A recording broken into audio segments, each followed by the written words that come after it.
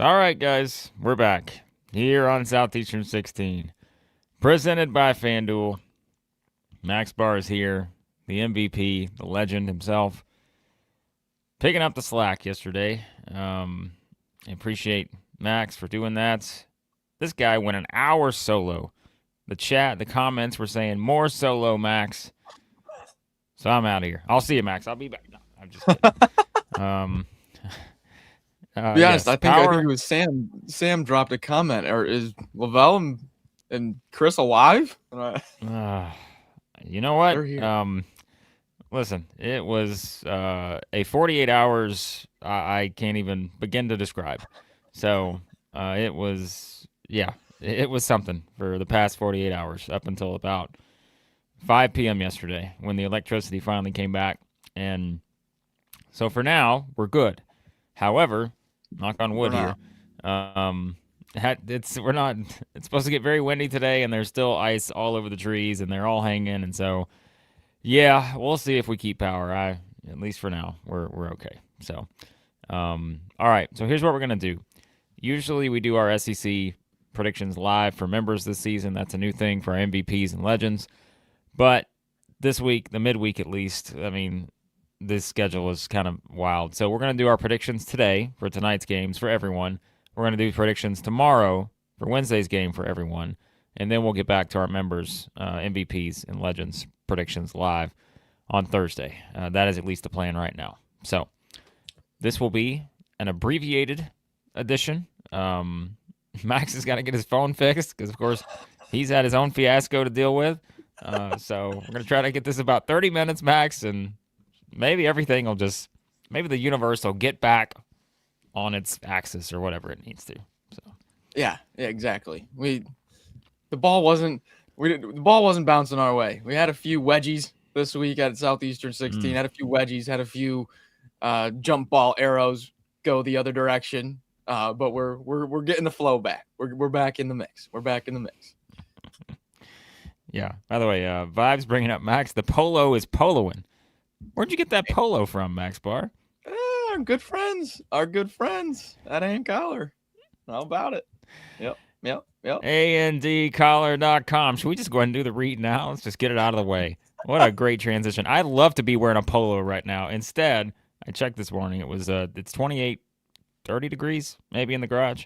But I've got a little We got space heater I've got 19 out here. We're outside trying to. today. 19. Oof.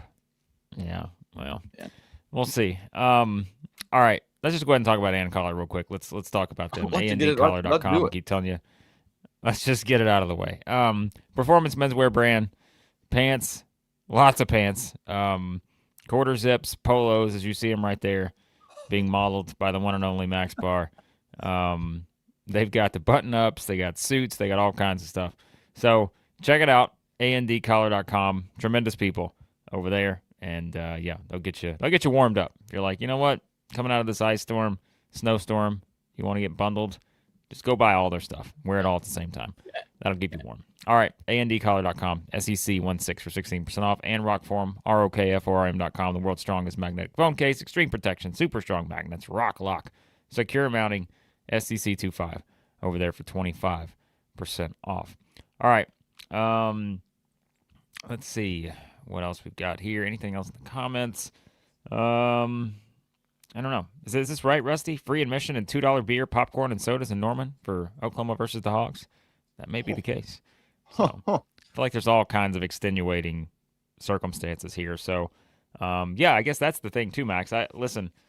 I'll tell you one thing: not having power or anything, and of course the phone. Can't really.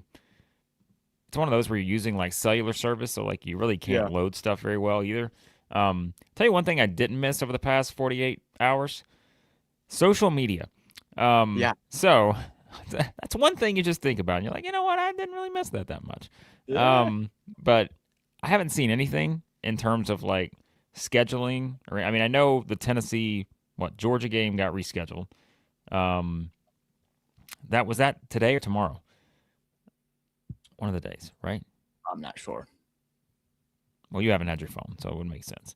But yeah, Chad can fill us in if there's any sort of scheduling tweaks or anything based on the fact that there's probably still some weather issues in Yeah. places, but we'll see. So, all right,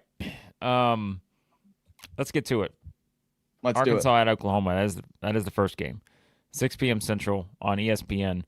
2.5-point favorite, I believe, for Arkansas in this one, Max. Initial thoughts on the Hogs and the Sooners. Yeah, so when this line comes out, I believe it came out 3.5.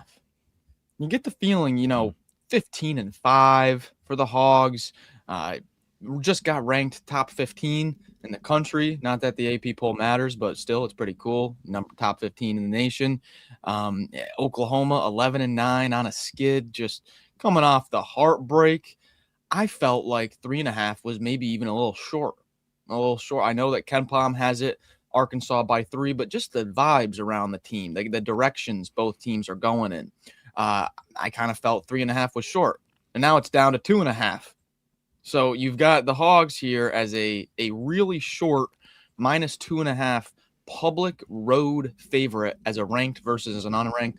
It's as classic of a scary spot in college basketball as it gets. Usually this is a scary spot for any, not just Arkansas, any ranked team that's this short public road favorite, Blake. Yeah, just a couple quick notes. So I was trying to think. The Tennessee game versus Georgia was scheduled for tonight, got moved to tomorrow. That's what I don't know why I thought it was flipped, but yes, that game is tomorrow. So, so that game now played tomorrow night. And yes, as Rusty said, it is due to weather conditions. Fans who attend Tuesday's game against number 15 Arkansas will be admitted for free. So that is from the Oklahoma Twitter account here. So it's going to be one of those type of scenarios. $2 beer, popcorn, and soda, free pizza for students. The Sooners are going to be, whoever's in the building, are going to be riled up for this game. And, I mean, we could use the whole spot theory here, Max, but let's call it what it is. Like, Oklahoma's been in the spot theory for a while now, and they have. The results haven't exactly gone according to plan. So, yeah, this is an interesting game because when you do kind of look at the results for Oklahoma, yes, they're on a bit of a losing streak here, 6 games in a row, but they lose the one in a probably 1% type scenario against Missouri on the road. Right. They lose at South Carolina. That was disappointing. They lost by 2 at home to Alabama. Didn't play that bad in that game against A&M several weeks ago. So they've been right there, but I think the difference once again is just they cannot get a defensive stop when they need it. Or you just have a team hit a ridiculous amount of clutch shots against you, the way that Missouri did. So I think that's going to be the thing here. Could we see a bit of a sluggish start maybe for Arkansas? Could you see one of those scenarios where, again, based on what we've seen from the Hogs on the road, they come out slow, Oklahoma gets off to a good start, atmosphere could be interesting just because, again, it's, weather conditions, all that. So I can understand why this line has moved down a bit, because I do think this is the combination of Arkansas on the road, which has not been pretty at times recently, and the fact that Oklahoma, despite losing 6 in a row, has been right there with a chance to win, at least probably 2 or 3 of these games that they've lost here. Yeah, just to back up the Arkansas on the road, they're an SEC worst. Them, Kentucky and Arkansas, Kentucky and Tennessee are all 1-3 against the spread on the road. All have struggled to cover that spread away from home. Another thing in this matchup that I'm looking at is going to be the turnovers. You have Arkansas, who is second right now in SEC play at forcing turnovers. Forcing turnovers just under 20% of possessions, right at like 17%.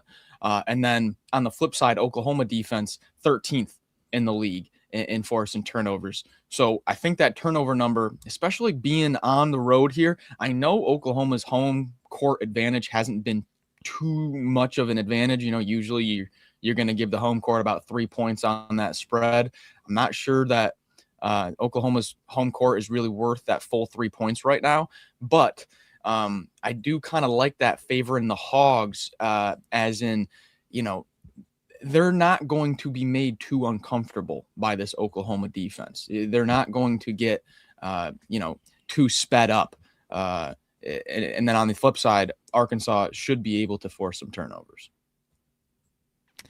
$5 super chat here from Sharkansaw to say the Arkansas line is scary because they seem to either blow teams out or lose. Close games just don't seem to be their thing. That's kind of the way it's gone, especially when you look at the road tilt in some of these. And again, it's not. I don't want to make too much of this. They did win at Ole Miss, 3 weeks ago, but yes, like they came out and did not defend very well at Auburn and Georgia, which are two elite offensive teams.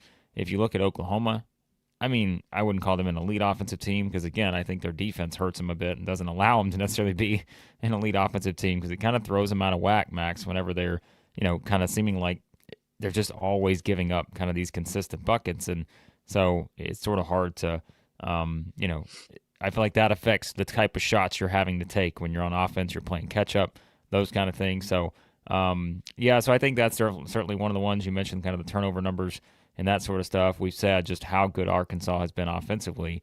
And, we all understand it starts with Darius Acuff. And I think when you're looking at the matchup here, when you got Darius Acuff on one side, you got Nigel Pack on the other, everything kind of starts with those two guys. So it's really going to be about, what are you getting from the other guys, right, Max? We talked about Malik Ewan. We know what Brazil means to this Arkansas team. Then you look on the other side, whether it's Darian Reed, Wagi, like all these kind of guys, like those are easily the X factors in this kind of matchup.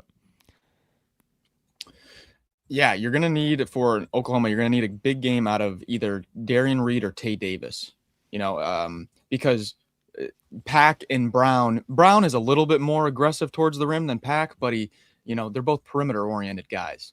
And this is an Arkansas defense that has softened up a little bit around the rim, 14th in the SEC in defensive 2-point percentage. It's an Oklahoma team that really doesn't take too much advantage around the rim, but they do have the individuals that can, given, they get hot in a game or something like that, with kind of the versatility of Reed and Tay Davis.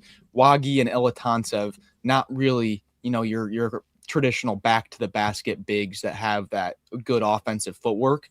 So I think my X factor for Oklahoma is one of Reed or Tay Davis taking advantage of that, the recent lack of rim protection for Arkansas. All right, picks for this one. I think so this is, scary spread here, classic one that just makes you look twice. But I think the Georgia 90-76 road loss, I think the Auburn 95-75 or 95-73 road loss helps an Arkansas team in a game like this. I don't think they're going to be, lacking any focus or, will to win in this game. Like maybe they have taken some road games off in the past few weeks. I think those games help Arkansas, and I'm going to pick the Hogs to win here. Yeah, this is a tough one because, again, it's hard to shake the Arkansas road performances, but it's also hard to shake the fact that Oklahoma has just seemingly not found a way to win in its last 6 games. And, with the spread this low, it seems like, there's some positive more momentum towards that, but I don't know. I'm going to go with Arkansas. I think their offense is the difference here, and I just don't trust Oklahoma defensively right now. I just don't do it. I just can't. I can't. Like it could be 95-94, but I can't trust Oklahoma defensively when you look at the numbers they've given up. Yeah. With this team. So yeah, I'm picking Arkansas too. All right. All right. Let's see what else we got. Kaylee's comment. What is this? Oh, come on. Hilarious. Good stuff. By the way, good stuff. Happy Face Coffee's here. $2 super chat. Talking about the Auburn Fighting Tigers. Won't lose another one. Says, well, we'll find out. But let's get to the next one here, and that is going to be Missouri at Alabama. 7 p.m. SEC Network. You guys are tremendous. Good chat. 10.5 point favorite. 10.5 point favorite for Alabama here at home. Yeah, this is an interesting one. Missouri has played probably the wackiest group of games that any team has played in the SEC this year. Alabama, the injury report always important there. Bristow's out. Mari Allen's doubtful. So that's your initial setup for this game. Yeah, no Holloway on the report. No Aiden Holloway on that injury report. Not even a probable designation. Just completely not on the injury report. So guessing he'll be a full go. And Javon Porter's been out for some time now for Missouri. But that Amari Allen injury is really important. It kind of it minimizes their Alabama's ability to have multiple creators on the floor. Amari Allen is so good at grabbing that defensive rebound and then ripping and running by himself and starting the break. And that's not really Taylor Bowen's game. Kind of because that's where Amari Allen was playing mostly, at that 4, rotating with a TBB, with a London Jemison. And so taking nothing away from Bull Bowen or Jemison, they've both been playing really well, I think. But Amari Allen just adds that offensive creation element that those guys don't have. And it really helps out guys like Philon, Wrightsell in the backcourt there when you're able to have a guy that can get the defensive rebound and then start the break himself. You just cannot minimize Amari Allen's impact to this Alabama team. But now you get another game of Big Charles. So, that's it. That's got to be factored in. Yeah, I know you talked about that a little bit yesterday, but I think that is it. It's a fascinating situation here, where again you kind of look at Missouri, and we've talked about it. Missouri, as usual, one of the tallest teams out there. They've got great length, good size, and I think so. This will be an interesting one when you look at just the way that Bediako factors into the game here, just knowing kind of what Missouri. I guess likes to do, and that is a team that's not going to take they're getting 28% of their points from 3, so that's 2/60th. So like a team that we said, Max, I think still, yes, you're going to have some hot shooting performances at times, whether it's from Cruz or Stone or guys like that, but still a team that I think is going to try to attack a bit, and they haven't got to the free throw line I think as much as we thought they would this season. They're not shooting it well either, so that's not the worst thing from there, shooting 68%. But I think that is where you see like the Bediako effect come in a game like this.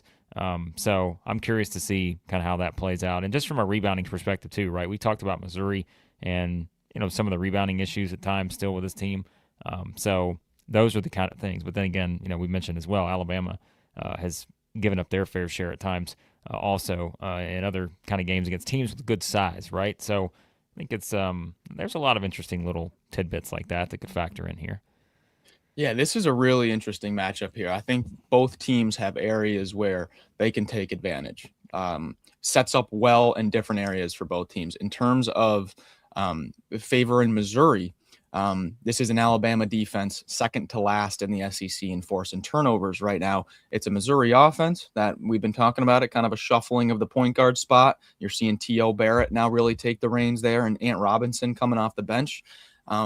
Love T.O. Barrett, but he does turn the ball over a good amount. And so where Alabama is second to last in forcing turnovers, Missouri offensively second to last in taking care of the ball.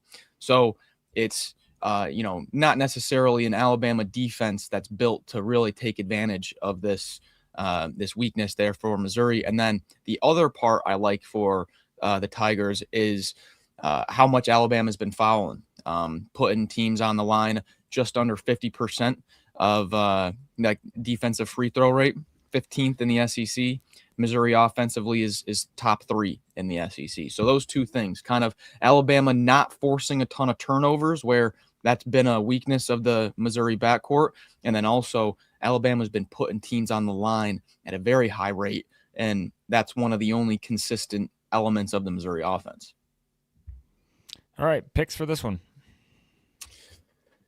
As much as I think that there are elements where Missouri can take advantage of, it's kind of that this is another spot here. You've got a Missouri team just 3 days ago now, coming off of a absolutely incredible double buzzer beater win, going now to Tuscaloosa, where they are trying to bounce back in back-to-back home games. 10.5. What is the spread? 10.5. Yeah. I'm gonna go Alabama here. But I wouldn't play anything on the spread there with the Tide. I think Amari Allen is far too important to just say, okay, Alabama's going to crush them here. Yeah, I'm going to pick Alabama too. I think the reason why is, when you do look at these two teams being the top two in SEC play and 2-point percentage defense, and you're thinking, okay, what if both play up to that standard? Then who has the best path to get to a win? And I just think Alabama's 3-point shooting to me is the difference. Like, that is still the key in all of this, knowing how many they're going to get up and all that. And again, I just think that's the separator here. So could be a free throw shooting game, but like we've said, I'm curious to see kind of how that plays out, given, Bediako and all that playing a factor in the paint and such. So I'm going to pick Alabama too. Thought that number was a little high at 10.5, but you know what? Missouri's not been great on the road. Let's call it what it is. Yeah. Their most recent road losses are at LSU and Ole Miss. I know they won at Kentucky, but still, they have not been easy to trust on the road. So I'm going to pick Alabama too in this one. All right, our last game here. And again, guys, we are going to keep this a little bit abbreviated today. So any questions, super chats, get those in now, and we'll jump to them right after we finish up with this game. Kentucky at Vanderbilt, 8 p.m. Central on ESPN.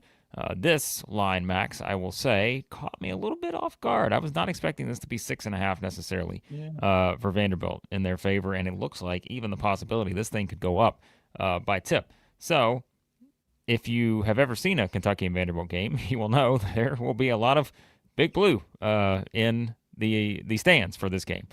This will not probably just be 100% split for Vanderbilt at home.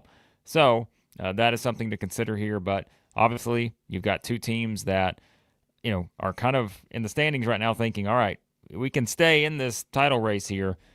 Be nice if, Kentucky's 5-2, Vanderbilt's 4-3, but, Kentucky's won 5 in a row. Vanderbilt bounced back in a huge way after that 3-game losing streak by just shellacking Mississippi State by 32 on the road, and probably one of the more dominant performances we've seen in SEC play so far, to go on the road and win there, by that margin. So much better setup, Max, than maybe it appeared to be when Vanderbilt was struggling there, a week or two ago.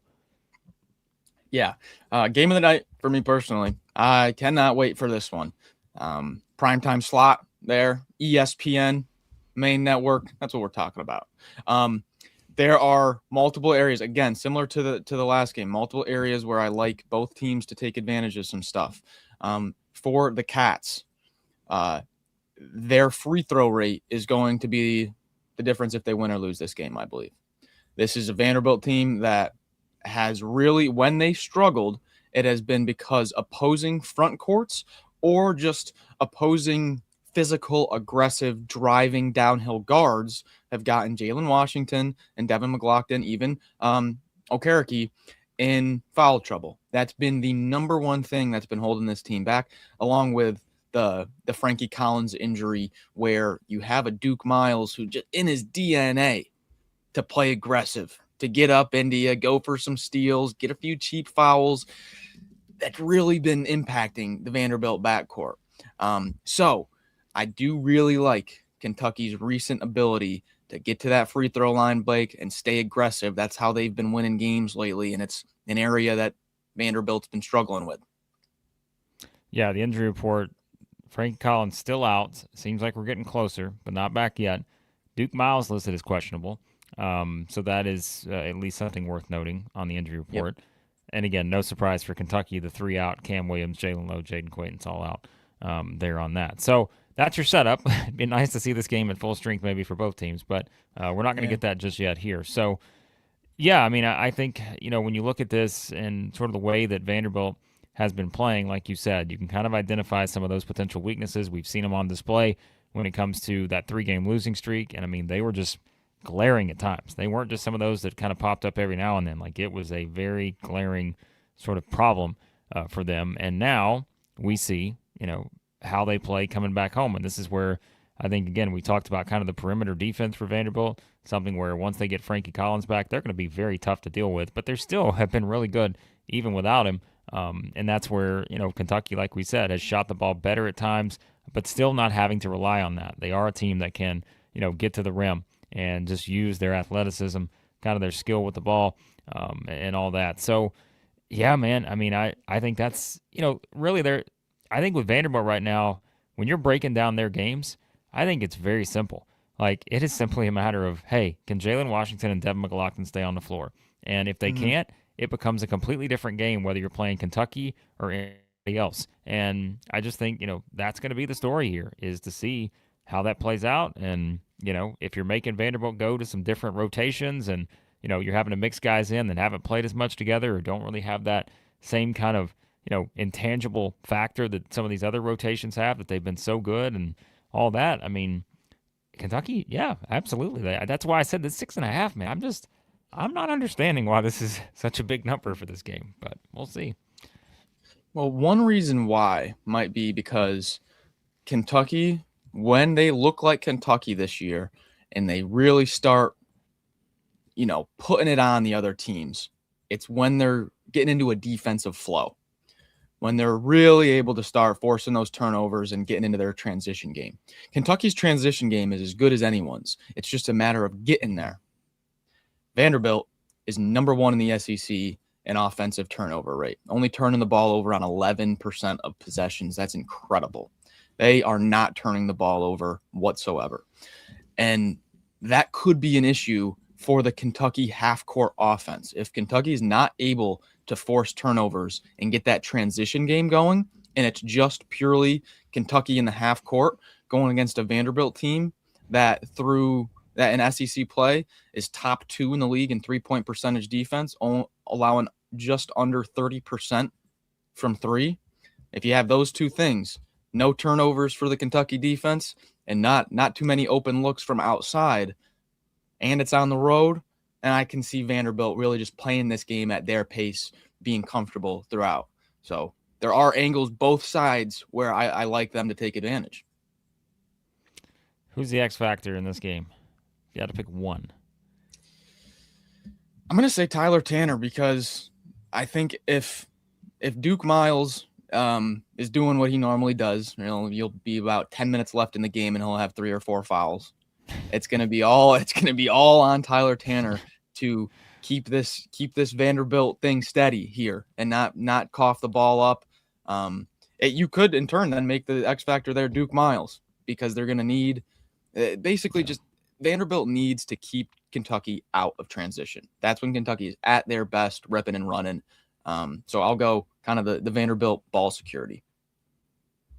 Yeah, I think that's probably a good choice. I mean, I think for the Kentucky side, you can continue to go with Colin Chandler. I feel like, who just continues to kind of Ooh. just be one of those guys that just makes a lot of just key type plays. And like, there's not even just one thing that I think you just identify with Colin Chandler. It's just like he just does a lot of things that somehow factor into, I think, Kentucky playing as well as they've played right now. I'll go Devin McLaughlin too, because I think that, again, I look at what he can be in this kind of matchup, and that's where, like we said, if Kentucky's driving, and they need to keep Devin McLaughlin on the floor, and I think that's just such an important element here on that. And I mean, you could, I guess too, we could make it easy and just say the combination of McLaughlin and Washington, but in any way, shape, or form, I think that's gonna play into the outcome for sure. All right, let's make picks for this one.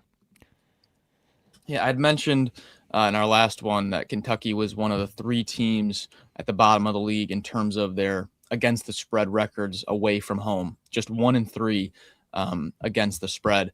There, it's been tough sledding for the Cats in true road games. Like you said, 6.5. That's a pretty tough line to play there.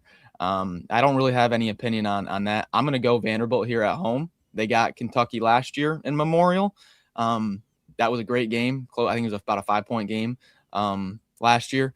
And I think they get it done again today. Today.